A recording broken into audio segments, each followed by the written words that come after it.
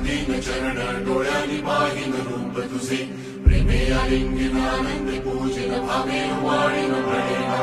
त्वमेव माताच पिता त्वमेव त्वमेव मनुष्य सखा त्वमेव त्वमेव विद्या द्रव्यं त्वमेव त्वमेव सर्वं मम देव देव कायेन वाचा मनसेन्द्रियेण वा बुद्ध्यात्मना वा प्रकृति स्वभावं करोमि यत् सकलं परस्मै नारायणाय समर्पयामि